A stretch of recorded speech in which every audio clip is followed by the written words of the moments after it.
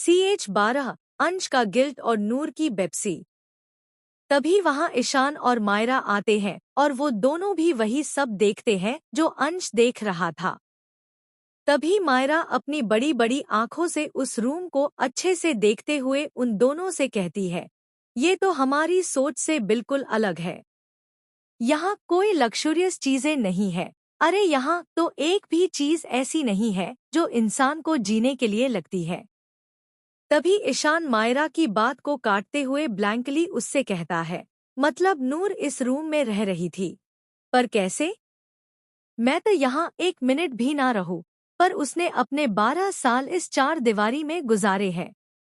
मायरा और ईशान बस यही सोच रहे होते हैं कि तभी अंश अपने घुटनों पर बैठते हुए बिना किसी एक्सप्रेशन के कहता है, इसीलिए कल उसने मुझसे कहा था कि उसके पास कोई पैसे नहीं है, जो बिल्कुल सच था और मैं बेवकूफ उसे भी बस झूठ ही समझ रहा था।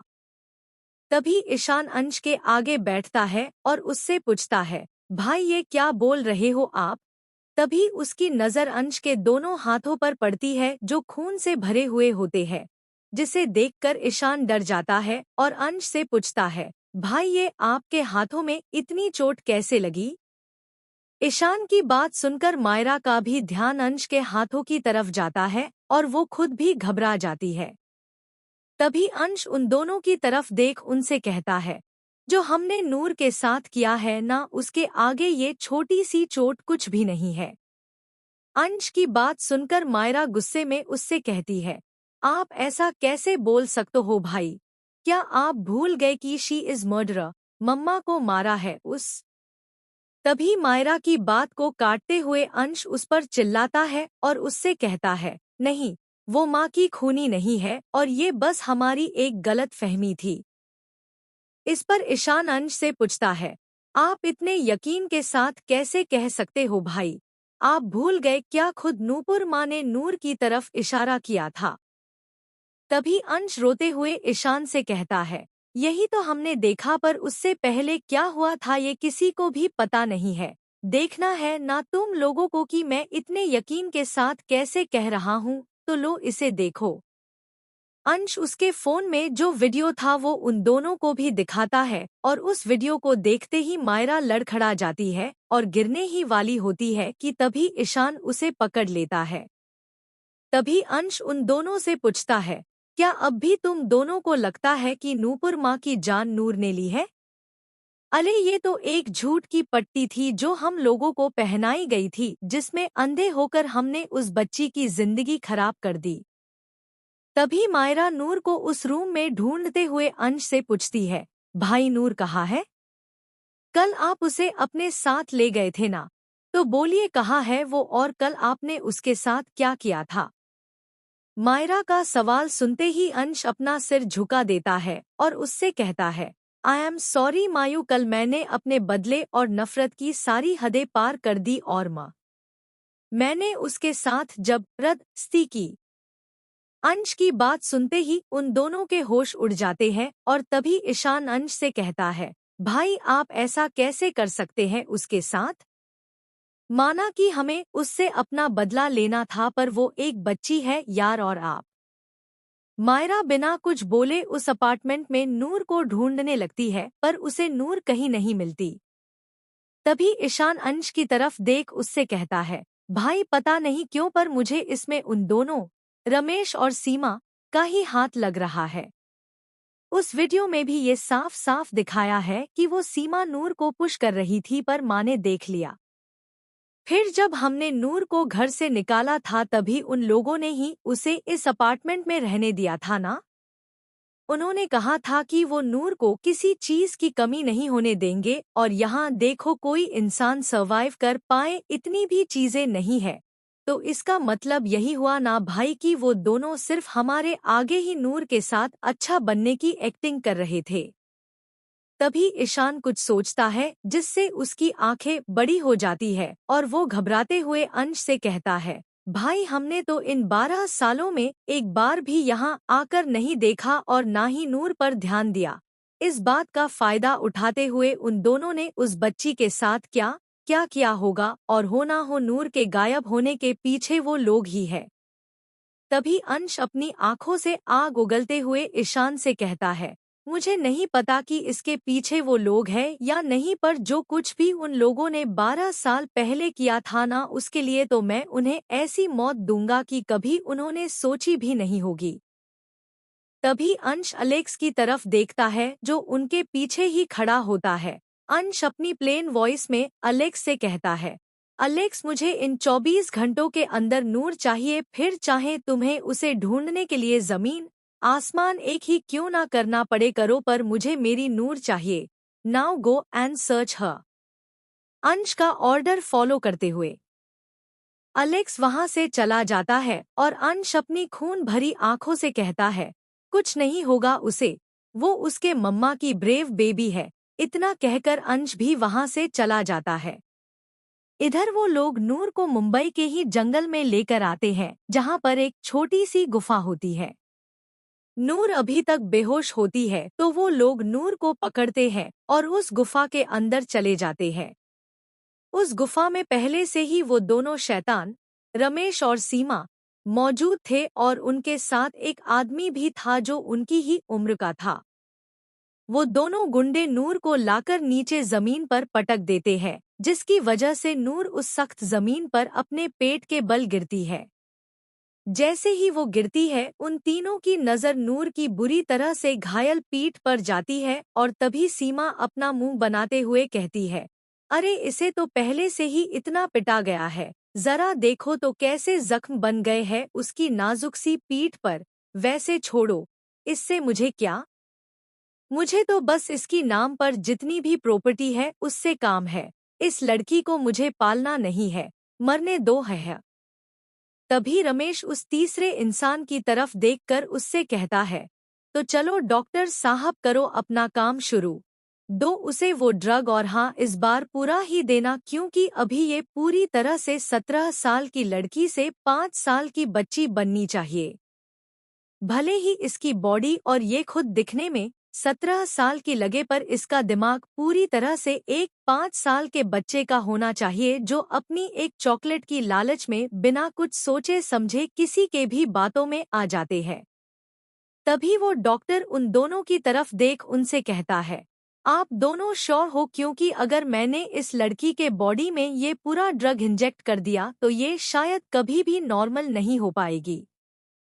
इस पर सीमा उस डॉक्टर की बात को काटते हुए उससे कहती है, तो हमें कहाँ इसे नॉर्मल करना है, और वैसे भी ये सिर्फ 6 महीनों तक जिएगी। 18 साल की होते ही हम उसे एक चॉकलेट का लालच देकर उससे उन सभी पेपर्स पर साइन करवा लेंगे, और फिर जैसे ही हमारा काम निकल जाएगा वो दिन इस लड़की की जिंदगी का आखिरी दिन होगा। जिंदगी भर कौन इसे संभालता रहेगा?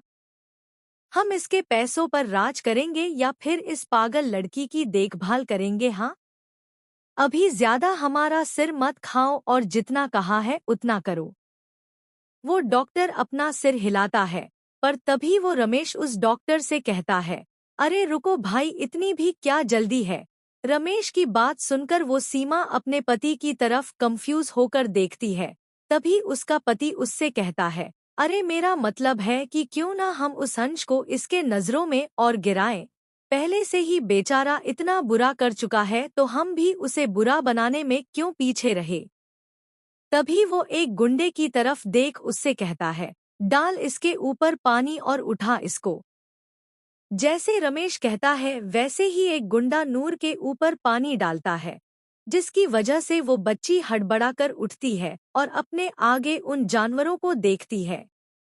तभी सीमा उसके पास आती है और झूठा प्यार दिखाते हुए नूर से कहती है, हाय कैसी है मेरी बच्ची, और देखो तो कितनी बुरी तरह से मारा है उस अंश से इसे। तभी रमेश नूर के पास आकर उससे कहता है, हाँ सीमा वो बहुत बुरा है, और देखो कितनी तकलीफ देता है वो इस फूल सी बच्ची को। अभी उसने हमें भी परेशान करना शुरू कर दिया है। उसने पता है हमसे क्या कहा? नूर बिना किसी एक्सप्रेशन के उनके तरफ देखती है और तभी वो रमेश अपनी झूठी रोनी शक्ल बनाकर नूर से कहता है, उसने हमसे कहा कि हम तुम्हें मार दे। देखा कितना बुरा है वो, और अभी मजबूरी में हमें तुम्हें ये इंजेक्शन लगाना ही होगा। नूर तो जैसे उनकी बातें सुन ही नहीं रही थी। उसे तो अपने आंखों के आगे बस अंश का चेहरा ही दिख रहा था। नूर को पता था कि अगर अंश उसे जान से मारना चाहता तो वो कब का मार देता। नूर ये बात अच्छे से जानती थी कि भले ही अंश उससे कितनी ही नफरत क्यों ना कर ले, पर आज भी अंश की जान बसती है नूर में, और वो चाहकर भी उस बात से मुकर नहीं सकता था। रब्बा वे! नूर को सब कुछ बस धुंधला सा दिखता है, पर उसे उसके दिल में अभी कुछ अजीब सा महसूस होने लगता है। तेरी दुनिया मेरे रब्बा, क्यों मुझे ही रास नहीं। दिल टूटा कोई जोड़े, रही कोई आस नहीं। जख्म पहले मिटे ना, आके और देते हैं। मानो जिनको सहारा, वही छोड़ देते हैं। मेरी तकदीरों में लिखया मौला, तू ही मोड़ते मेरे नसीबों की उतरी रदा।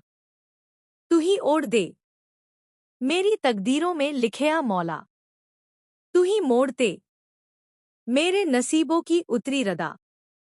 तू ही ओढ़ दे। नूर के दिल में अब तक का जितना भी दर्द भरा था वो सब उसकी आंखों से आंसुओं के जरिए बाहर आता है और वो अपनी बदकिस्मती पर रोने लगती है।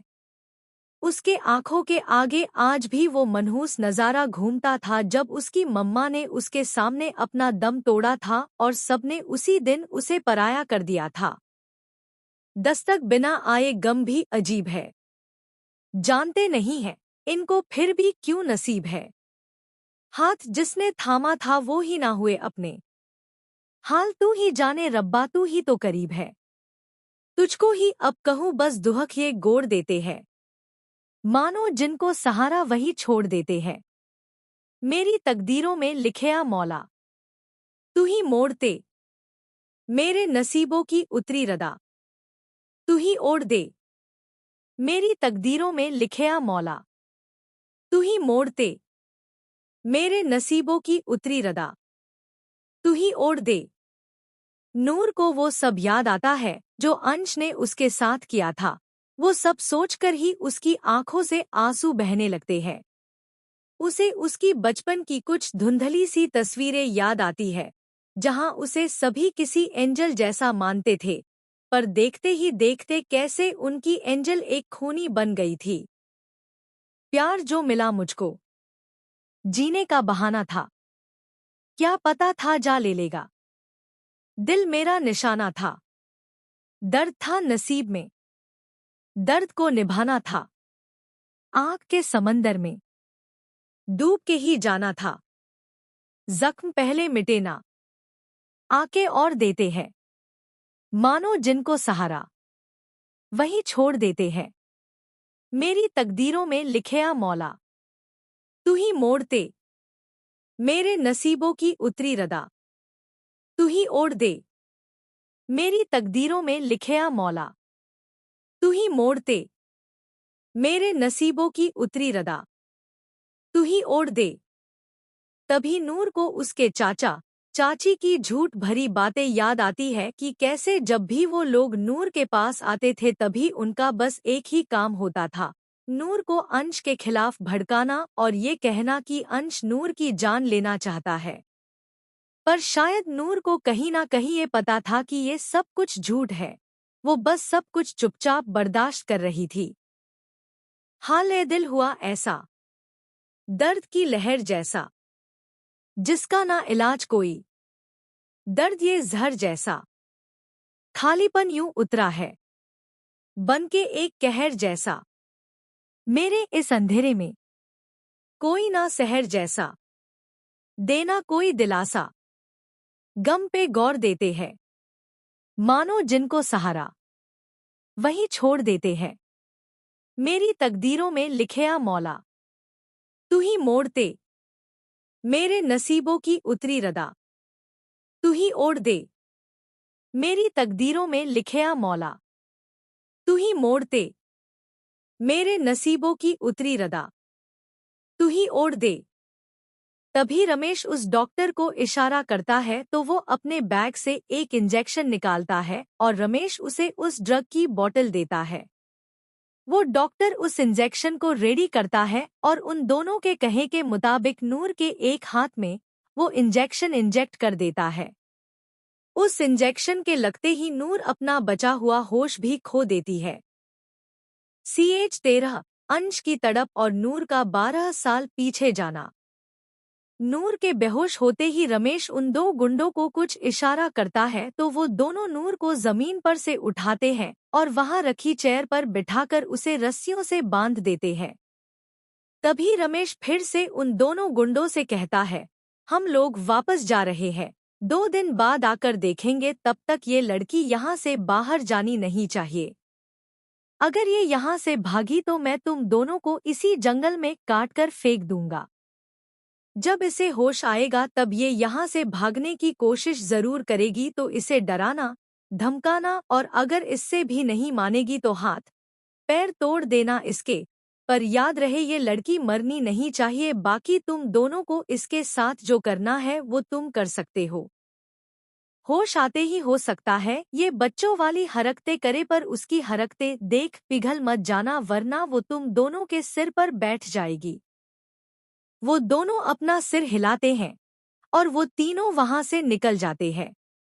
उन तीनों के जाने के बाद वो दोनों गुंडे नूर की तरफ देखते हैं और फिर एक गुंडा अपने साथी से कहता है, वाह यार, क्या मस्त लड़की है ये। देखना इस बेहोशी की हालत में भी कितनी कमाल लग रही है। तभी उसका साथी नूर की तरफ अपनी लास्ट भरी नजरों से देखते हुए अपने साथी से कहता है, हाँ बात तो तू सही बोल रहा है, वो लोग तो 2 दिन बाद आएंगे ना, इसका मतलब 2 दिन तक ये हमारी है और हम जो मर्जी इसके साथ कर सकते हैं। पर अभी नहीं, अभी मैं बहुत थक गया हूँ तो थोड़ी देर यहीं सो जाता हूँ। मैं तो कहता हूँ तू भी सो जा और फिर उठकर सोचते हैं कि इस लड़की के साथ पहले क्या करना है। उस गुंडे का साथी भी उसकी बात से सहमत होता है और फिर वो दोनों ही नूर के एक साइड में अपने अपने सोने के लिए एक चटाई बिछाते हैं और दोनों ही सारे गधों घोड़ों को बेचकर सो जाते हैं। वहीं दूसरी तरफ इधर अंश अलेक्स और उसके बाकी गार्ड्स के साथ मिलकर मुंबई का चप्पा चप्पा खोज रहा था, पर तब भी उसे नूर का नामो निशान तक नहीं मिलता। यहाँ तक कि मायरा, ईशान और अथर्व सारा भी नूर को हर एक जगह ढूंढते हैं, पर उन्हें भी नूर की एक खबर तक नहीं मिलती। नूर को ढूंढते हुए अभी पूरे 7 घंटे हो चुके थे और यहाँ तक कि उन सबने पूरा मुंबई शहर छान मारा था, पर उन्हें अब तक नूर की छोटी सी झलक भी नहीं दिखी थी। उन्हें ये भी पता नहीं चल रहा था कि नूर अचानक से गायब कहाँ हो गई, उसे जमीन खा गई या फिर आसमान निगल गया था। इस वक्त अंश पूरा पागलों की तरह हरकतें कर रहा था, जिसे देख उसके सभी गार्ड्स भी उससे बहुत डर रहे थे। अंश का सफेद चेहरा रो कर पूरा लाल हो चुका था। उसके हमेशा जेल से सेट किए हुए बाल आज पूरे बिखरे हुए थे और कुछ कुछ बाल उसके माथे पर भी आ रहे थे, पर अंश को उससे कोई भी फर्क नहीं पड़ रहा था। अंश के ब्रांडेड कपड़े अभी पूरी तरह से गंदे हो चुके थे और उस पर खून के दाग भी थे जो अंश की हाथों में लगी हुई चोटों की वजह से उसके कपड़ों पर लगे थे। अंश ने अपने सभी सोर्सेस को यूज किया था पर उसे नूर का कुछ भी पता नहीं चला था, जिसकी वजह से आज अपनी जिंदगी में पहली बार अंश खुद को इतना बेबस और लाचार महसूस कर रहा था। इस वक्त वो सभी अंश, अलेक्स, बॉडीगार्ड्स और वो चारों एक मंदिर के पास में ही रुके हुए थे। तभी अंश अलेक्स पर भड़कते हुए उससे कहता है, अलेक्स पूरे 7 घंटे हो चुके हैं और अब तक हमें उसके बारे में कुछ भी पता नहीं चला है, क्यों? गो एंड सर्च हर, और अगर उसे ढूंढने के लिए तुम्हें पूरी दुनिया को ही क्यों ना खाक करना पड़े करो। आई डोंट केयर, बट मुझे मेरी बच्ची लाकर दो, वरना मैं सबको खत्म कर दूंगा, पूरी दुनिया को तबाह कर दूंगा, जाओ। अंश की गुस्से भरी और कानों को चीरती हुए आवाज सुनकर अंश के सभी गार्ड्स अलेक्स के साथ फिर से एक बार नूर का पता लगाने के लिए निकल जाते हैं, तो वो चारों अभी अंश के साथ ही होते हैं और उसकी ये हालत देख बस अपने आंसू बहाते हैं। तभी अंश अपने आसपास देखता है तो उसे एक मंदिर दिखाई देता है, जिसे देखकर अंश बिना किसी देरी के उस मंदिर की तरफ भागता है और उसे ऐसे भागते हुए देख वो चारों भी अंश के पीछे पीछे भागते हैं। उस मंदिर में आते ही अंश अपने जूते वहां नीचे उतार देता है और फिर मंदिर के अंदर जाता है। ये मंदिर वही गणेश जी का मंदिर था जहां कल नूर आई थी।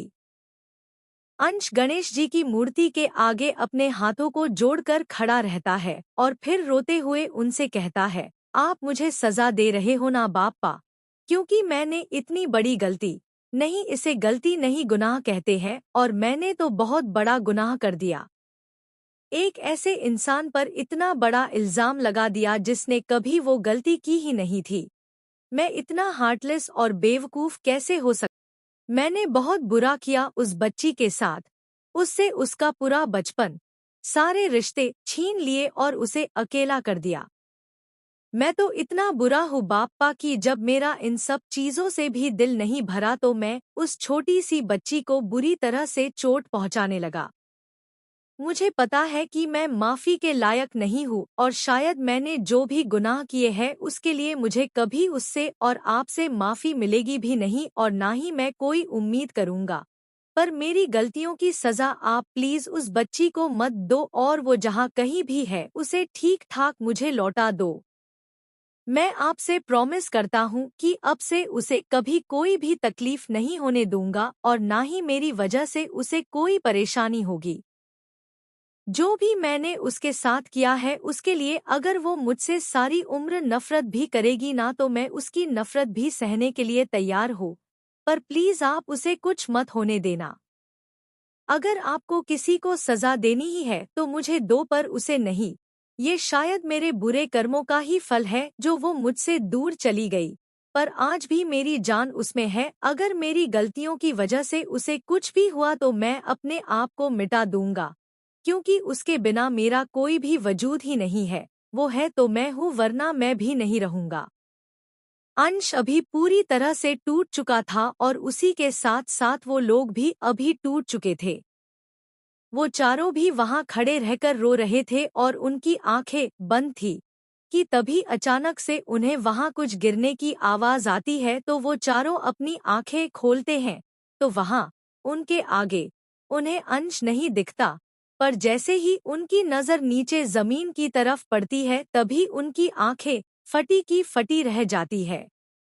इस वक्त अंश उनके सामने जमीन पर बेहोश पड़ा था और ये देखते ही वो चारों नीचे अंश के पास बैठते हैं।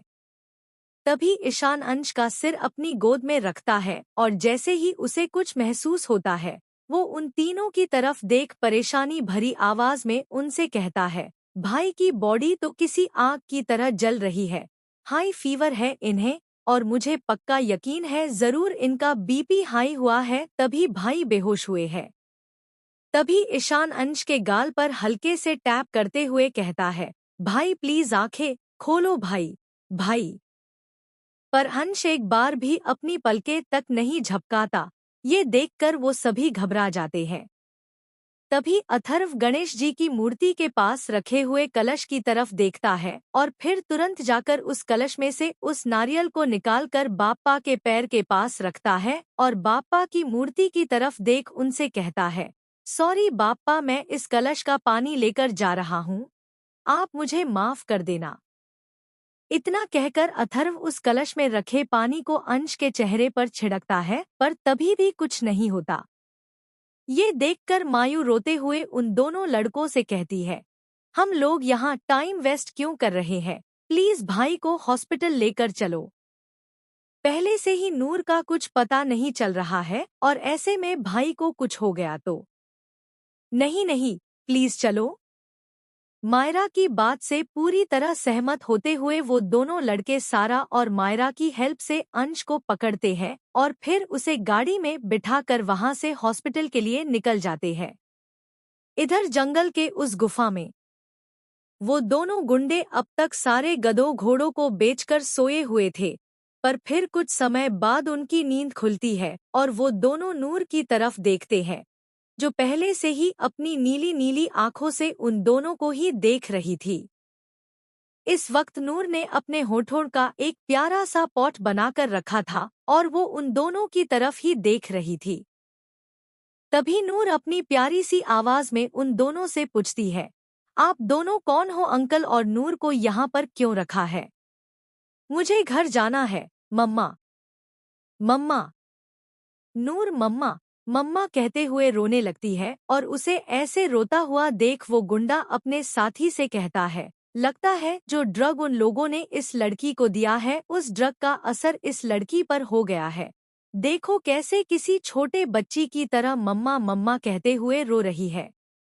तभी दूसरा गुंडा उससे कहता है, रोने दे, इससे हमें क्या, हमें तो बस अपना काम करना है।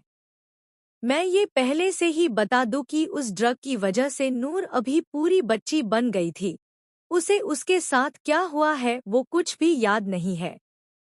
अगर साफ शब्दों में कहा जाए तो वो पूरे 12 साल पीछे जा चुकी थी और उसका दिमाग भी अभी एक 5 साल के बच्चे की तरह बन गया था, जिसे दुनियादारी की कुछ समझ ही नहीं होती। ऐसे में अगर उसे कुछ भी पता था तो वो है उसकी मम्मा, उसकी फैमिली। अभी उस ड्रग के असर की वजह से वो उसी समय पर अटकी थी जहां सब कुछ ठीक था।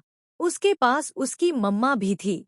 पर क्या नूर कभी उस समय से निकल पाएगी? और अभी जो भी दिख रहा है वो क्या है, ये तो वक्त आने पर पता चलेगा।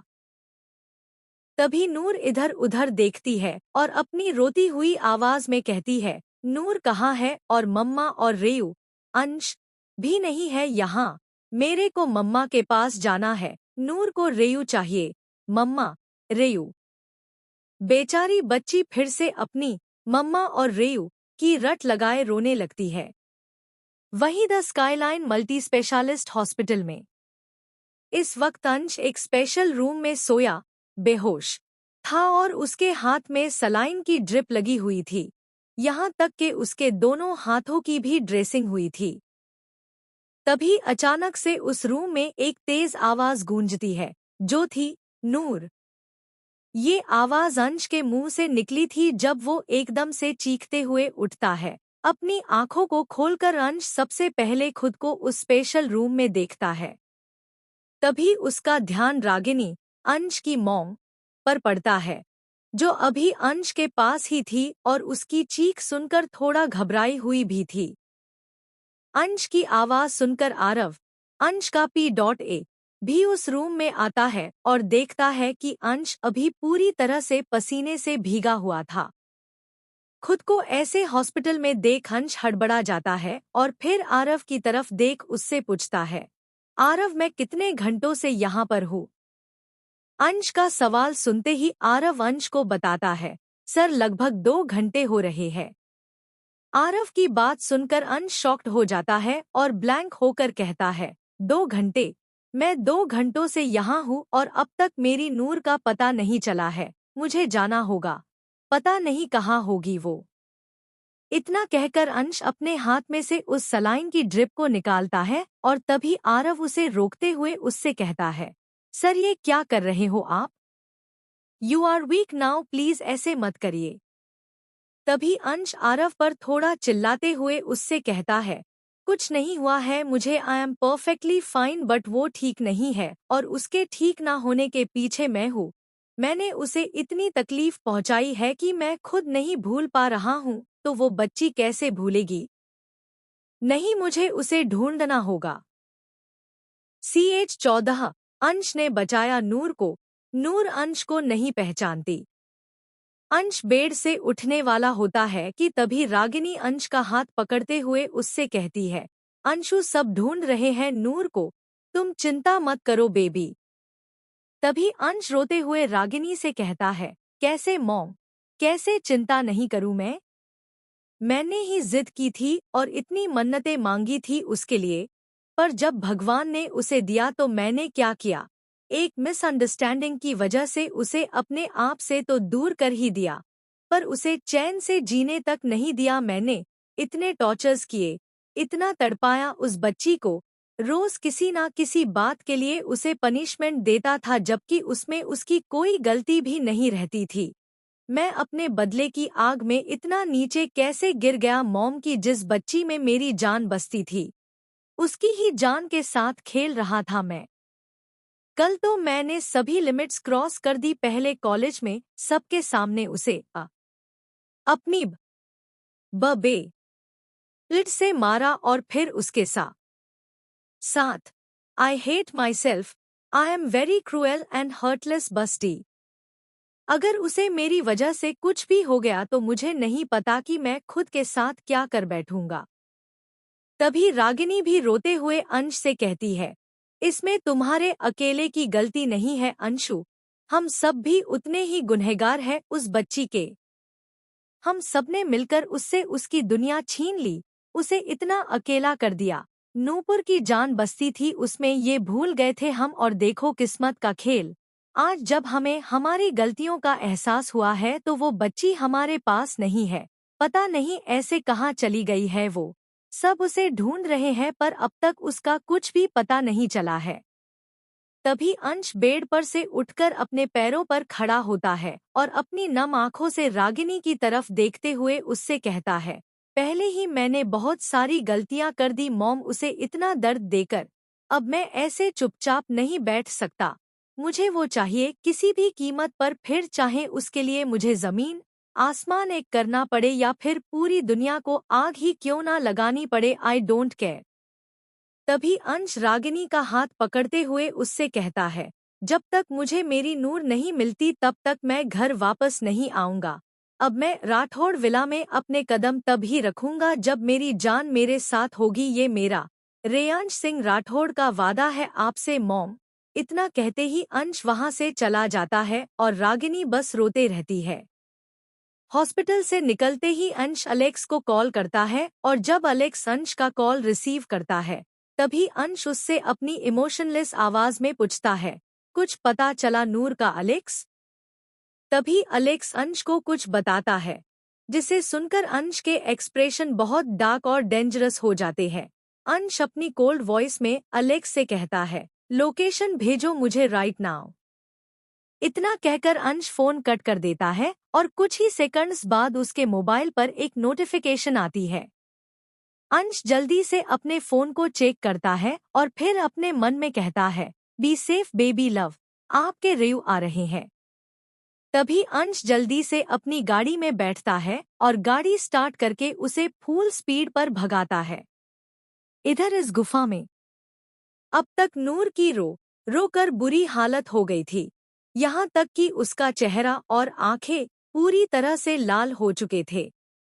इस वक्त नूर सच में किसी बच्चे की तरह सुबक रही थी कि तभी नूर को फिर से दर्द होने लगता है, क्योंकि उसकी पीठ पर लगे घाव अब तक फ्रेश थे और कल अंश ने जो भी अपनी हैवानियत दिखाई थी उसकी वजह से उसकी लोअर बॉडी पार्ट में अभी भी काफी दर्द हो रहा था। अब तो नूर का दिमाग भी पूरा बच्चों वाला बन चुका था, तो बेचारी को कुछ भी समझ नहीं आ रहा था कि उसे अचानक से इतना पेन क्यों हो रहा है।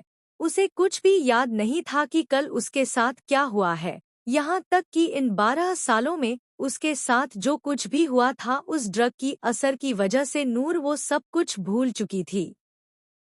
तेज दर्द महसूस होने पर नूर जोर जोर से रोते हुए कहती है, नूर को आउची, दर्द हो रही है, इसको निकालो, नूर को मम्मा चाहिए। नूर के मम्मा वाली रट से वो दोनों गुंडे अभी पक चुके थे और उनको बहुत गुस्सा भी आ रहा था। नूर के ऐसे चीखने, चिल्लाने और रोने की वजह से उन दोनों का दिमाग खराब हो चुका था। तभी एक गुंडा अपने साथी से चिढ़ी हुई आवाज में कहता है, अबे यार इस बच्ची का रोना बंद करवा, वरना मैं अभी इसी वक्त इसकी जान ले लूंगा। तब से गला फाड़ फाड़ कर रो रही है। तभी उसका साथी अपनी गंदी आवाज और शैतानी स्माइल के साथ उससे कहता है, अरे तू अगर इसे मार देगा तो हम इसका मजा कैसे लेंगे बे? एक काम करते हैं, इसका मुंह बांध देते हैं और फिर इसके साथ। वो किसी शैतान जैसे हंसने लगता है और उसका साथी भी उसकी बात से सहमत होता है। उन दोनों को ऐसे भयानक तरीके से हंसता हुआ देख बेचारी नूर डर जाती है और उसका शरीर कांपने लगता है। तभी उन दोनों गुंडों में से एक गुंडा धीरे धीरे नूर की तरफ बढ़ता है और उसको ऐसे अपने करीब आता हुआ देख नूर कुछ सेकंड तक अपना रोना बंद करते हुए टुकुर टुकुर अपनी प्यारी पर आंसुओं से भरी पलकों को बार बार झपकाते हुए बस उस गुंडे की तरफ ही देख रही होती है। पर जब उसे कुछ याद आता है तभी उसकी आंखें बड़ी बड़ी हो जाती है और वो अपनी मासूम सी आवाज में खुद से कहती है, ये गंदे अंकल नूर की तरफ क्यों आ रहे हैं? कहीं वो नूर को हर्ट तो नहीं करेंगे ना? रेयू कहाँ हो आप? देखो ये गंदे अंकल आपके बेबी लव को परेशान कर रहे हैं। नूर अपनी डर वाली दुनिया में ही खोई हुई थी कि तभी वो गुंडा आता है और नूर के मुंह पर एक पट्टी बांध देता है, जिसकी वजह से नूर कुछ बोल ही नहीं पाती। तभी उसका दूसरा साथी भी उन दोनों, नूर और पहला गुंडा, के पास आता है और नूर की तरफ अपनी गंदी नजरों से देखकर अपने साथी से कहता है, अभी तो तूने इस चूहिया का मुंह भी बंद कर दिया, मतलब इसके चीखने चिल्लाने का कोई चांस ही नहीं है। अब हम जो मर्जी इसके साथ कर सकते हैं और ये बेचारी हमें रोक भी नहीं सकती। पहला गुंडा भी उसकी बातों में हामी भरता है और दोनों फिर से हंसने लगते हैं। तभी वो पहला गुंडा नूर की तरफ अपने गंदे हाथों को बढ़ाता है और ये देखकर नूर की मासूम सी आंखें बड़ी हो जाती है और वो अपने मन में सोचने लगती है, ये गंदे अंकल नूर के साथ क्या करने वाले हैं। नूर को रेयू ने बोला था कि नूर सिर्फ रेयू की है और रेयू ही नूर को टच कर सकते हैं, पर ये अंकल क्यों मेरे तरफ अपना हाथ बढ़ा रहे हैं?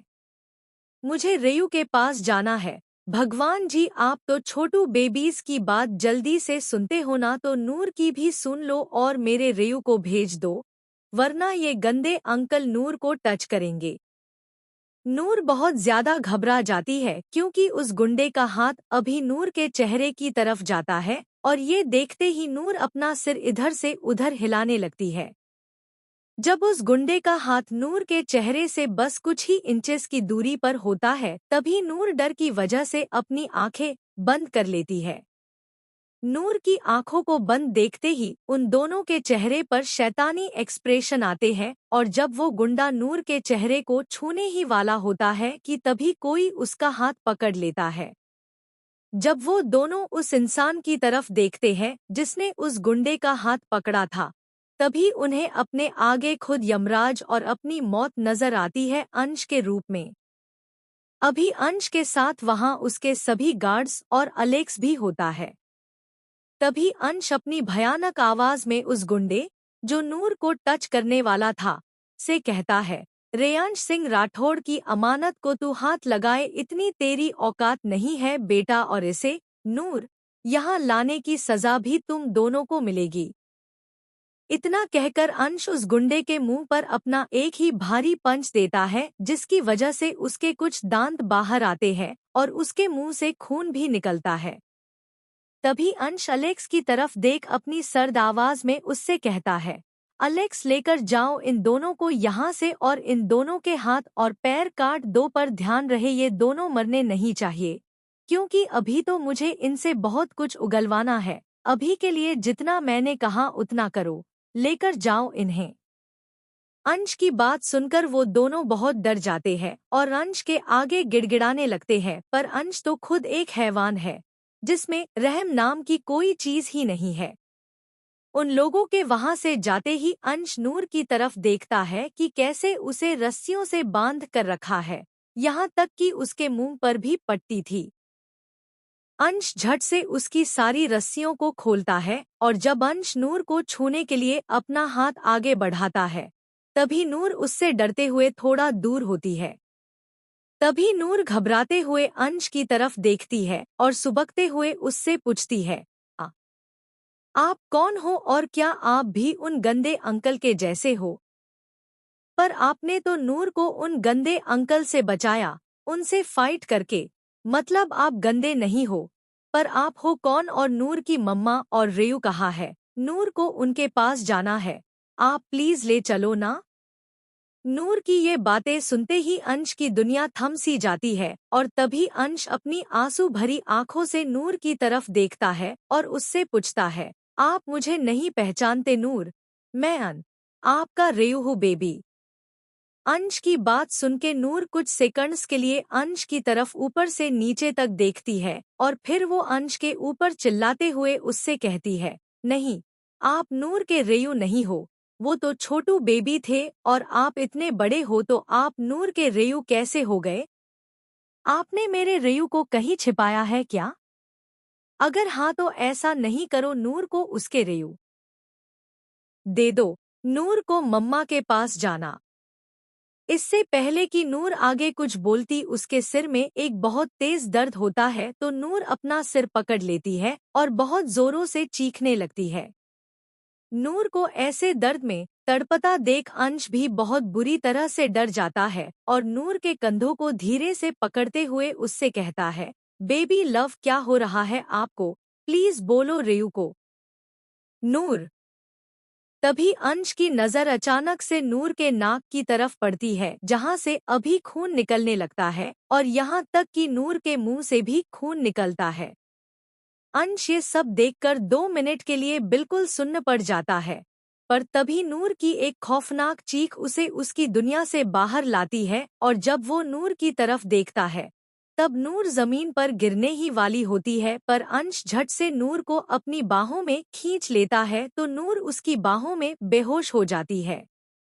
नूर को अपनी आंखें बंद करता देख अंश अपने कांपते हुए हाथों से नूर के एक गाल पर हल्के से थपथपाता है और रोते हुए उससे कहता है, नूर आंखें खोलिए। मुझे पता है मैंने आपको बहुत तकलीफ दी है और उसके लिए आप मुझे जो भी सजा दोगे वो मैं चुपचाप भुगत लूंगा, बट मेरे साथ ऐसा मजाक नहीं करना, प्लीज उठिए ना बेबी। अंश उसे उठाने की बहुत कोशिश करता है पर नूर कुछ भी रिएक्ट नहीं करती, जिसे देखकर अंश घबरा जाता है। अंश बिना टाइम गवाए नूर का एक हाथ पकड़कर उसकी पल्स चेक करता है, पर तभी उसकी आंखें बड़ी हो जाती है और उसकी सांसें उसके गले में ही अटक जाती है, क्योंकि जब अंश नूर की पल्स चेक करता है तब उसे पता चलता है कि नूर की पल्स बहुत तेजी से ड्रॉप हो रही है, जो बिल्कुल भी अच्छा साइन नहीं है। अंश नूर की तरफ देखता है और फिर उसके माथे पर किस करते हुए उससे कहता है, कुछ नहीं होगा आपको बेबी लव, आपके रेयू कुछ नहीं होने देंगे आपको। इतना कहकर अंश नूर को अपनी बाहों में उठाता है और फिर वहां से सीधा हॉस्पिटल के लिए निकल जाता है। CH-15 अंश का पागलपन, नूर की बिगड़ती हालत। The skyline multi specialist hospital में अंश हॉस्पिटल के अंदर आता है और इस वक्त उसकी गोद में नूर भी होती है, जिसकी बॉडी अभी धीरे धीरे करके नीली पड़ रही थी। अंश बिना कुछ बोले डायरेक्टली नूर को लेकर उसके प्राइवेट लिफ्ट में इंटर करता है और वो लिफ्ट सीधे 15वें फ्लोर पर आकर रुकती है। जैसे ही लिफ्ट का दरवाजा खुलता है अंश उस फ्लोर पर मौजूद ICCU की तरफ भागता है। उस रूम ICCU के अंदर अंश नूर को बेड पर सुलाता है और उसके पीछे खड़ी नर्स से अपनी सर्द आवाज में कहता है, go and inform doctor Aarav that I am calling him here immediately. अंश के ऑर्डर को फॉलो करते हुए वो नर्स वहां से आरव को बुलाने चली जाती है। तब तक अंश नूर के नाक और उसके मुंह के पास मौजूद ब्लड कॉटन से साफ करता है। इतने में ही आरव दौड़ते हुए वहां आ जाता है और फिर वो दोनों नूर की ट्रीटमेंट करने में लग जाते हैं, पर अंश को इस बात का हल्का सा भी अंदाजा नहीं था कि नूर की ट्रीटमेंट करने के दौरान उसे कुछ ऐसी ऐसी बातें पता चलने वाली थी जो अब तक उससे छिपी हुई थी। 1 घंटे बाद जब आरव ICCU से बाहर आता है तभी वहां पर सभी अंश की पूरी फैमिली, मायरा, सारा, अथर्व और अलेक्स मौजूद होते हैं। आरव को देख मायरा उसके पास जाती है और रोते हुए उससे पूछती है, आरव भाई नूर कैसी है वो और क्या मैं उससे मिल सकती हूँ प्लीज? इससे पहले कि आरव मायरा को कुछ बताता रागिनी आरव से पूछती है, आरव अंश कहाँ है? तभी आरव पहले रागिनी की तरफ देख उसके सवाल का जवाब देते हुए उससे कहता है, आंटी अंश सर अंदर ही है और मुझे नहीं पता कि वो बाहर आएंगे भी या नहीं। इसके बाद आरव मायरा की तरफ देख बेहद चिंता भरी आवाज में उसे और साथ ही साथ फैमिली में सबको बताता है, मैं कोई भी बात गोल गोल घुमा के आप लोगों को नहीं बताऊंगा। इस वक्त नूर की हालत बिल्कुल भी ठीक नहीं है। उसे हैवी ड्रग्स दिए गए हैं जिसकी वजह से उसका दिमाग किसी 5 साल के बच्चे जैसा हो गया है। जो ड्रग्स उसे दिए हैं उसके बहुत सारे साइड इफ़ेक्ट्स हैं जिसमें से एक है मेमोरी लॉस। हमें आरव और अंश डाउट है कि वो अपने लाइफ के कुछ समय को पूरी तरह से भूल चुकी है और ऐसे में अगर उसके दिमाग पर थोड़ा भी प्रेशर पड़ा तो बहुत बड़ी प्रॉब्लम हो जाएगी। पर अभी के लिए उस बच्ची की हालत बहुत क्रिटिकल है।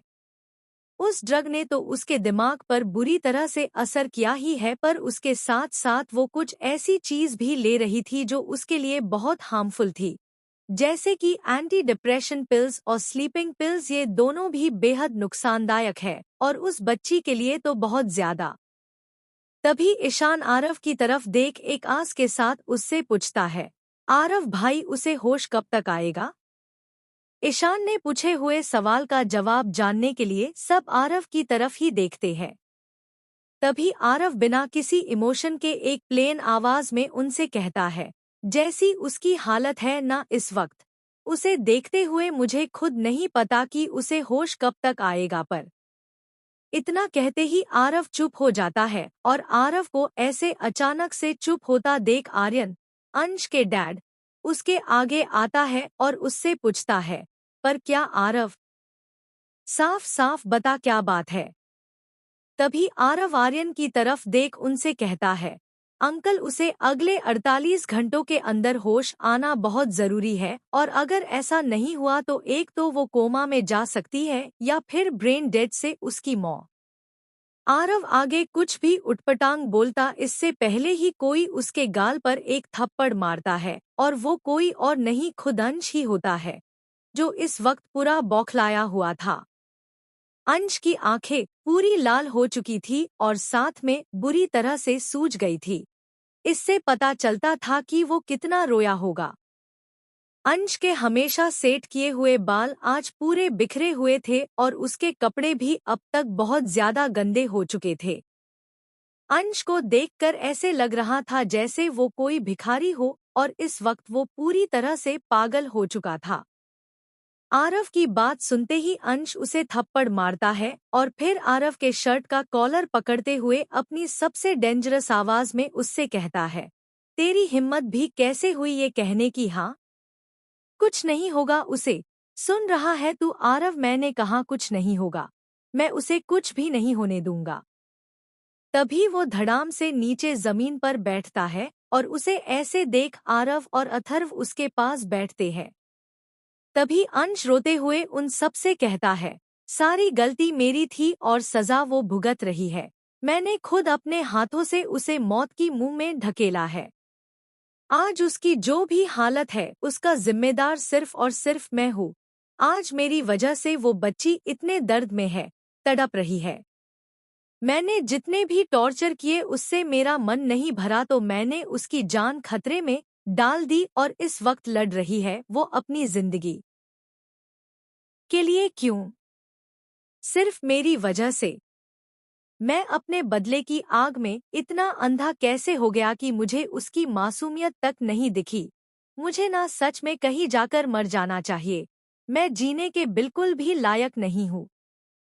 मैंने उससे उसका सब कुछ छीन लिया, उसकी लाइफ, उसकी हंसी, उसकी फैमिली और यहाँ तक कि उसकी सेल्फ रिस्पेक्ट और उसकी वर्जिनिटी भी। उस बच्ची को कुछ भी याद नहीं है कि उसके साथ इन 12 सालों में मैंने कैसे जानवरों जैसा बर्ताव किया। उसे तो ये तक याद नहीं है कि माँ अभी हमारे साथ नहीं है। वो अभी भी खुद को वही 5 साल वाली नूर समझ रही है। मेरी गलती के वजह से उसने अपनी मेमोरी खो दी और अभी उसका दिमाग पूरी तरह से एक बच्चे जैसा बन चुका है। तभी मायरा अंश के पास बैठते हुए उसका हाथ पकड़ती है और उससे पूछती है, भाई उसकी मेमोरी वापस आएगी ना? मायरा का सवाल सुनते ही अंश उसकी तरफ देखता है और फिर अपनी हैवी आवाज में उससे कहता है, नहीं पता मायू, इसे ड्रग का हाई डोज दिया गया है जिसकी वजह से नूर के दिमाग पर इसका बहुत बुरा असर हुआ है। अब मुझे नहीं लगता कि उसकी मेमोरी वापस आएगी। अब तो बाबाजी ही कुछ मिरेकल कर सकते हैं। हम लोगों ने भी उसे कम टॉर्चर नहीं किया। कहते हैं ना कि इंसान को उसके कर्मों की सजा यही इसी जन्म में भुगतनी पड़ती है। तो देखो भगवान किस तरह से हमें हमारे कर्मों का फल दे रहे हैं। कोई बात नहीं, गलती भी मैंने की है तो उसकी सजा भी मैं ही भुगतूंगा। नूर की हालत मेरी वजह से इतनी बिगड़ गई है तो उसे मैं ही ठीक करूंगा। अपनी पूरी जी जान लगा दूंगा पर उसे कुछ भी नहीं होने दूंगा। जिस भी दिन नूर को मेरी वजह से कुछ हुआ वो दिन मेरी जिंदगी का आखिरी दिन होगा। ये मेरा रेयांश सिंह राठौड़ का आप सबसे वादा है। अब मेरी सांसें नूर की सांसों से जुड़ी हुई है। मैंने 12 साल पहले उसे खुद से दूर कर दिया था पर अभी मैं एक पल के लिए भी उसे खुद से दूर नहीं होने दूंगा। वो जहाँ जाएगी मैं वहाँ उसके साथ जाऊंगा, फिर वो चाहे दूसरी दुनिया में ही क्यों ना हो। मैंने उसकी पूरी जिंदगी बर्बाद कर दी तो इसकी सजा मैं अपनी सारी उम्र भुगतूंगा। तभी अंश की नजर आरव पर पड़ती है और वो आरव की तरफ देख अपनी सबसे भयानक आवाज में उससे कहता है, उसे कुछ नहीं होगा और ना मैं कुछ होने दूंगा। अगर उसे बचाने के लिए मुझे अपनी जान भी दांव पर लगानी पड़े तो वो भी मैं करूंगा, पर उसे कुछ भी नहीं होने दूंगा। समझा तू? अंश की इतनी भयानक आवाज सुन वहां मौजूद सबकी बॉडी कुछ पल के लिए कांपने लगती है। अंश के सवाल का जवाब देते हुए आरव झट से अपना सिर हिलाता है और फिर अंश वहां से वापस आईसीसीयू में चला जाता है जहां इस वक्त नूर है। जब अंश नूर के पास आता तभी उसका मासूम सा चेहरा देखकर अंश को खुद से नफरत सी होने लगती है। अंश को हर वो पल याद आता है जब उसने नूर को तकलीफ दी थी, उसे चोट पहुंचाई थी। उसे याद करते हुए अंश को अपने आप से ही घिन आती है। तभी वो नूर के पास बैठता है और उसका एक हाथ पकड़ते हुए उससे कहता है, मैंने बहुत तकलीफ दी है ना आपको, जिसके लिए आप शायद मुझे कभी माफ ना कर पाओ और करना भी नहीं चाहिए। मेरी कोई भी गलती आपके माफी के लायक ही नहीं है। आप अगर मुझसे जिंदगी भर नफरत भी करोगे तो वो भी मुझे मंजूर है, बट प्लीज एक बार उठ जाइए नूर। मैं आपसे वादा करता हूँ, आप जैसा बोलोगे वैसा मैं करूँगा। अगर आपको मेरा चेहरा नहीं देखना हो तो मैं कभी आपके आगे भी नहीं आऊँगा और ना ही कभी आपको परेशान करूँगा। पर आप प्लीज एक बार अपनी आंखें तो खोलिए। प्लीज नूर, मैं आपके आगे भीख मांग रहा हूँ, प्लीज गेट अप। वो नूर का एक हाथ पकड़ के रोते गिड़गिड़ाते रहता है पर नूर अपनी आंखें नहीं खोलती और ऐसे ही पूरे 26 घंटे बीत जाते हैं पर नूर को अब तक होश नहीं आता। इन 26 घंटों में अंश ने ना ही एक बूंद पानी पिया था और ना ही वो 5 मिनट के लिए सोया था। वो तो बस वही नूर का हाथ पकड़े एकटक नूर को ही देख रहा था। तभी बाहर से अंश को कुछ आवाजें सुनाई देती है जिसकी वजह से वो गुस्सा हो जाता है। तभी अंश नूर की तरफ देखता है और फिर उसके माथे पर किस करते हुए बाहर आता है। बाहर आते ही उसकी नज़र दो आदमियों पर पड़ती है जो आपस में ही कुछ बातें कर रहे होते हैं। इससे पहले कि अंश उन पर बरस पड़ता उनमें से एक आदमी दूसरे से कहता है, हाँ मुझे भी खुद यकीन नहीं हो रहा था, पर मैंने जब अपने आँखों से देखा तब मेरा भी विश्वास बैठ गया कि आज के इस वैज्ञानिक युग में भी ऐसे बड़े बड़े चमत्कार होते हैं। उस आदमी की बात सुन अंश वही खड़ा उनकी बातें सुनता है। तभी वो दूसरा आदमी पहले वाले से कहता है, अरे मैंने तो पहले ही कहा था ना कि जब दवा असर नहीं करती तब दुआ ही काम में आती है। अगर कोई बहुत सच्चे दिल से कोई दुआ मांगता है तो उसकी दुआ जरूर कबूल होती है और अजमेर शरीफ दरगाह तो इसका जीता जागता सबूत है। वहाँ जो भी जाकर सच्चे दिल से किसी के लिए दुआ करता है तो अल्लाह उसकी दुआ कबूल करते ही है। इसी के साथ वो दोनों वहां से चले जाते हैं और इधर अंश उनकी बातें सुनकर कुछ सोचने लगता है। तभी उसे पीछे से एक आवाज आती है जो उससे पूछता है, तो तू क्या सोच रहा है अंश? उस आवाज को सुनते ही अंश अपने पीछे मुड़कर देखता है तो वहां अभी आरव, आर्यन, ईशान, अथर्व और अलेक्स को देखता है। ये सवाल अंश को उसके पापा आर्यन ने पूछा था। तो आर्यन के सवाल का जवाब देते हुए अंश उनसे कहता है, मुझे वहां जाना है डैड। अंश की बात को काटते हुए ईशान अंश से कहता है, भाई आर यू सीरियस? मतलब यार आप खुद एक इतने बड़े डॉक्टर होकर इन सभी चीजों पर यकीन कैसे कर सकते हो? तभी अंश अपनी पूरी तरह से सूजी हुई आंखों से ईशान की तरफ देख उससे कहता है, हाँ दुनिया के लिए हूँ मैं बहुत बड़ा डॉक्टर, पर अभी मेरी ये डॉक्टरी कोई काम में नहीं आ रही है, और डॉक्टर भी कोई जादूगर नहीं होते इशू। वो भी तुम सबकी तरह इंसान ही होते हैं जिन्हें भगवान पर विश्वास होता है, और जहाँ विश्वास होता है ना वहाँ चमत्कार भी होता है, और मेरे इसी विश्वास के लिए मुझे वहाँ जाना है। आज उस बच्ची की जो भी हालत है उसका जिम्मेदार मैं हूँ, तो उसे ठीक करने के लिए मुझे जो भी करना पड़े और दुनिया के जिस भी कोने में जाना पड़े मैं जाऊंगा। 26 घंटे हो चुके हैं, मतलब अभी मेरे पास सिर्फ 22 घंटे है। मुझे अभी निकलना होगा। CH-16 अंश को देना होगा अपने प्यार का इम्तिहान।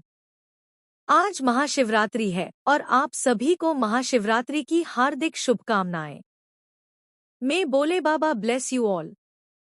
तभी अथर्व अंश से कहता है, ठीक है अगर तुझे जाना ही है तो तू अकेला वहां नहीं जाएगा, मैं और इशू तेरे साथ आ रहे हैं। तभी अंश कुछ कहने ही वाला होता है, पर अथर्व उसे चुप कराते हुए उससे कहता है, तू हमें तेरे साथ आने से नहीं रोकेगा अंश। थोड़ी अपनी हालत देख, तूने कुछ खाया पिया नहीं है और उस पर फिर से इतना तेज बुखार है तुझे। तूने सोचा है अगर तुझे कुछ हो गया तो प्रिंसेस को ठीक कैसे करेगा? हाँ, तो इसीलिए मैं तुझे बोल रहा हूँ, हम भी तेरे साथ चल रहे हैं और आर्यन अंकल आरव के साथ यही है नूर के पास। तभी अंश अलेक्स की तरफ देख उससे कहता है, अलेक्स जेट रेडी करवाओ, हमें अभी जयपुर के लिए निकलना होगा, हमारे पास वक्त बिल्कुल नहीं है। अंश का ऑर्डर मिलते ही अलेक्स उनके जाने के लिए सभी अरेंजमेंट्स करने में लग जाता है। तभी आर्यन अंश के गाल को पकड़ते हुए उससे कहता है, अलेक्स जब तक सभी अरेंजमेंट्स करवा रहा है तब तक तू भी चेंज कर ले, कल से इन्हीं कपड़ों में है तू। आर्यन की बात सुनकर अंश अपने कैबिन में बने उसके पर्सनल रूम में जाकर अपने कपड़े चेंज करता है, और जब अलेक्स उसे बताता है कि जेट रेडी है तभी अंश आरव की तरफ देख उससे कहता है, आरव प्लीज बी केयरफुल। तभी आरव अंश का हाथ पकड़ते हुए उससे कहता है, डोंट वरी सर, मैं नूर का पूरा ध्यान रखूंगा, आप उसकी चिंता मत करो, अपना ध्यान रखो and have a safe journey. अंश बस अपना सिर हिलाता है और लास्ट टाइम नूर के रूम में जाकर उसके माथे पर किस करता है, और फिर वो चारों अंश, अलेक्स, ईशान और अथर्व वहां से निकल जाते हैं। कुछ ही देर में अंश का प्राइवेट जेट मुंबई से जयपुर के लिए निकल जाता है और फिर वहां से वो लोग एक कार में बैठते हैं और अगले 2.5 घंटे में वो चारों अजमेर शरीफ दरगाह के आगे खड़े होते हैं। आ, आ, आ, आ, जो बंदिशें थी ज़माने की तोड़ आया हूँ, मैं तेरे वास्ते दुनिया को छोड़ आया हूँ। आया तेरे दर पर दीवाना, आया तेरे दर पर दीवाना, आया हूँ आया, आया तेरा दीवाना, आया तेरे दर पर दीवाना, आया तेरे दर पर दीवाना। अंश उस दरगाह की तरफ देखता है और फिर वो दरगाह के बड़े से मेन गेट के अंदर जाता है। उसके पीछे पीछे वो तीनों भी होते हैं। अंदर आते ही अंश दरगाह पर चढ़ाने के लिए एक फूलों की चादर लेता है और उसके साथ कुछ दूसरा सामान भी जो वहाँ यूज होता है। तेरा दीवाना, तेरा दीवाना, तेरा दीवाना, आया तेरे दर पर दीवाना, आया तेरे दर पर दीवाना, तेरा दीवाना, तेरा, तेरा दीवाना, दीवाना, तेरा दीवाना, तेरा, तेरा दीवाना, तेरा दीवाना, तेरा दीवाना, तेरा दीवाना, आया तेरे दर पर दीवाना, आया तेरे दर पर दीवाना। ये है तेरा ही सौदाई, ये है तेरा ही शाहदाई, ये है तेरा ही सौदाई, ये है तेरा ही शाहदाई, तेरे इश्क में है इसे मर जाना। आया तेरे दर पर दीवाना, आया तेरे दर पर दीवाना। वो सभी चीजें लेकर वो दरगाह के अंदर आते हैं और फिर एक तरफ अपने जूतों को उतारकर अपना अपना सिर कपड़े रुमाल से ढकते हैं। उसके बाद वो चारों वहां एक तरफ लगे नल के पास आते हैं और वहां अपने हाथ और पैरों को साफ करते हैं। आखिर में वो चारों दरगाह के अंदर जाते हैं और तभी अंश उस फूलों की चादर वाली टोकरी को वहां मौजूद इमाम को सौंप देता है और फिर इमाम इस चादर को खोलकर उसे दरगाह पर बिछाते हैं। पर जब इमाम उस फूलों की चादर को दरगाह पर बिछा रहे थे तभी उन चारों ने भी उस चादर को पकड़ लिया था। दरगाह पर चादर चढ़ाने के बाद वो चारों दरगाह पर अपना माथा टेकते हैं। कुछ 5 मिनट बाद वो तीनों अथर्व, ईशान और अलेक्स तो वहां से हट जाते हैं, पर अंश अभी तक वही उसी हालत में होता है। इस वक्त अंश दरगाह पर अपना माथा टेकने के साथ साथ फुट फुट कर रो रहा था। तेरा जलवा जो पाऊं मैं हर गम भूल जाऊं, तेरा जलवा जो मैं पाऊं मैं तो हर गम भूल जाऊं। ये आंसू जो है बहते बस इतना है ये कहते, कहाँ तू और कहाँ मैं, पराया हूँ यहाँ मैं। आ करम इतना अगर हो कि मुझ पर एक नजर हो, करम इतना अगर हो कि मुझ पर एक नजर हो, करम इतना अगर हो कि मुझ पर एक नजर हो। जानो दिल वार दूं मैं, जिंदगी हार दूं मैं, जैसे शमा पे मरता है परवाना। आया तेरे दर पर दीवाना, आया तेरे दर पर दीवाना। थोड़ी देर बाद अंश दरगाह की तरफ देखता है और फिर अपने हाथ जोड़ते हुए अपने घुटनों पर बैठ जाता है।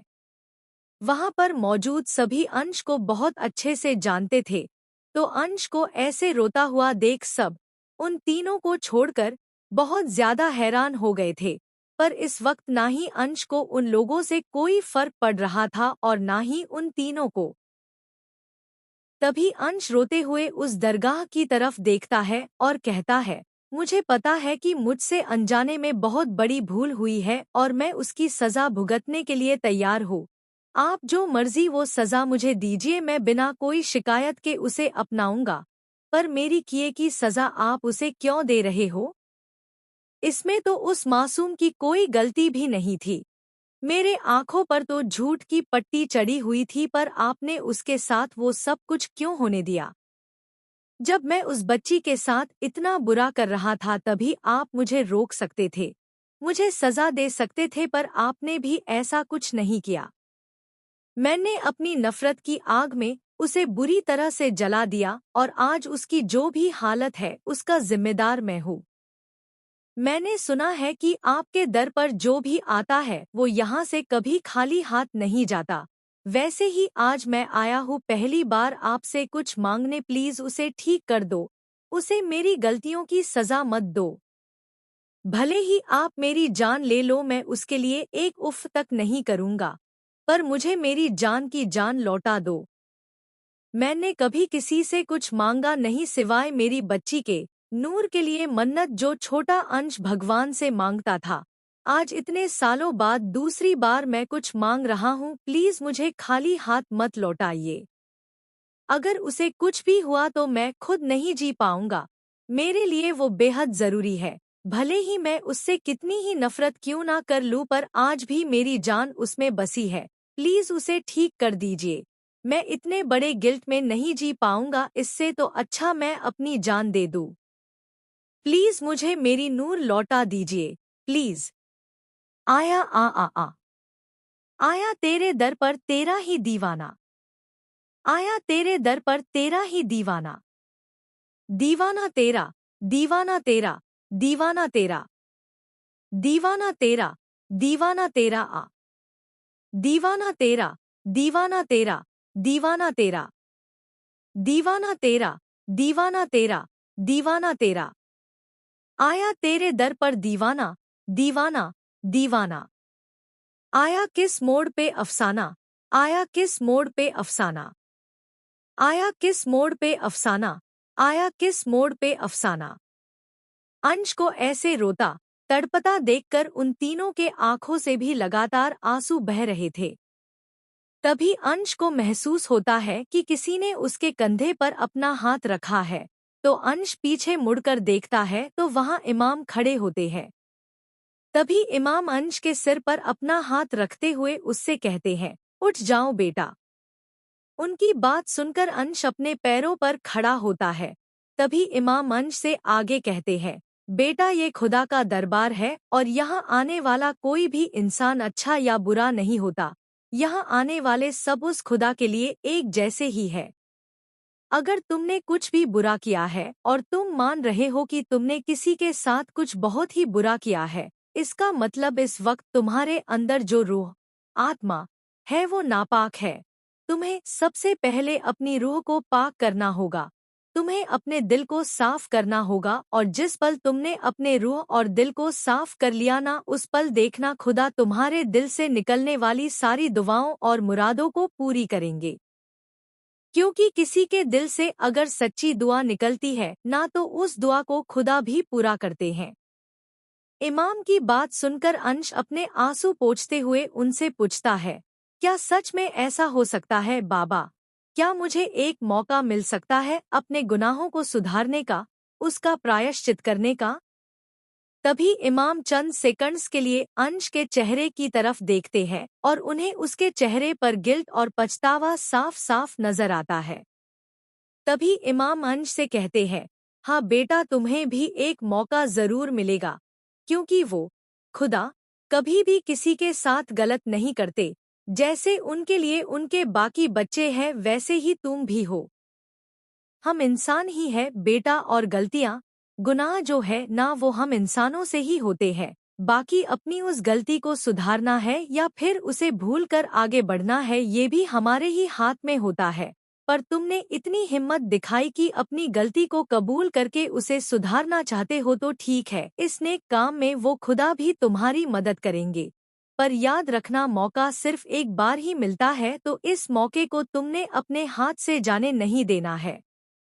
इमाम की बातें सुनकर अंश उनसे कहता है, मैं इस मौके को बिल्कुल भी नहीं छोड़ूंगा बाबा, प्लीज आप ही मुझे बताइए कि मुझे क्या करना होगा जिससे अल्लाह मेरी मन्नत पूरी कर दे और मेरी जान को मुझे वापस लौटा दे। तभी इमाम अंश की तरफ देख उससे कहते हैं, इम्तिहान देना होगा बेटा तुम्हें, और वो जरा भी आसान नहीं होगा। इस इम्तिहान को पूरा करने के लिए तुम्हें बहुत दर्द भी सहना पड़ सकता है। अगर तुम्हारे प्यार में सच में ताकत और सच्चाई है तो ये इम्तिहान भी तुम आसानी से पार कर जाओगे और तुम्हारी जो भी मुराद है उसे वो खुदा पूरी करेंगे। तो बोलो, क्या तुम तैयार हो अपने प्यार का इम्तिहान देने के लिए? इमाम की बात सुनकर अंश बिना एक पल भी गवाए उनसे कहता है, हाँ मैं तैयार हूँ बाबा। भले ही इसमें मेरी जान ही क्यों ना चली जाए, पर ये टेस्ट मैं जरूर दूंगा। मुझे मेरा बच्चा सही सलामत चाहिए और उसके लिए मैं कुछ भी कर सकता हूँ, किसी भी हद तक जा सकता हूँ। आप मुझे बताइए कि मुझे क्या करना है, मैं वो सब कुछ करूँगा। तभी इमाम अंश की तरफ देख उससे कहते हैं, तो ठीक है, चलो मेरे साथ। इतना कहकर इमाम दरबार से बाहर आते हैं और दरगाह में ही कहीं जाते हैं और वो चारों, अंश, अलेक्स, ईशान और अथर्व, उनके पीछे पीछे ही होते हैं। तभी इमाम एक जगह पर आकर रुकते हैं जहां पहले से ही बहुत लोग इकट्ठा हुए थे और वहां का माहौल भी बहुत ही गर्म था। तभी इमाम एक तरफ इशारा करते हुए अंश से कहते हैं, तुम्हें इन दहकते हुए अंगारों पर चलना होगा, वो भी नंगे पैर। तो अभी बोलो, क्या तुम ये इम्तिहान दे पाओगे? मैं इसके लिए तुम पर कोई जोर जबरदस्ती नहीं करूंगा बेटा, ये तुम्हारा फैसला होगा। इमाम की बात सुनकर वो चारों उस तरफ देखते हैं जहां अभी इमाम ने इशारा किया था।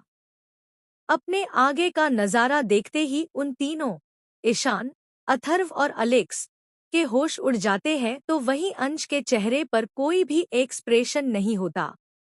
अंश बस अपनी लाल आंखों से उन दहकते हुए अंगारों की तरफ ही देख रहा था। उन आग में तपते हुए अंगारों को देखकर एक पल के लिए अंश की रूह भी कांप गई थी। पर तभी उसके सामने वो सब आता है जो उसने इन 12 सालों में उस मासूम सी बच्ची के साथ किया था और जिसका नतीजा वो बच्ची आज हॉस्पिटल में पड़ी अपनी जिंदगी और मौत के साथ लड़ रही थी। तभी बिना किसी देरी के अंश इमाम से कहता है, मैं इस दहकते हुए अंगारों पर चलने के लिए तैयार हूँ बाबा। मैं वो हर इम्तिहान दूंगा जिससे मेरी नूर की जान बच जाएगी। अंश की बातें सुनकर इमाम के चेहरे पर एक हल्की सी मुस्कान आती है। तो वहीं वो तीनों अंश की बातें सुनकर गहरे सदमे में चले जाते हैं।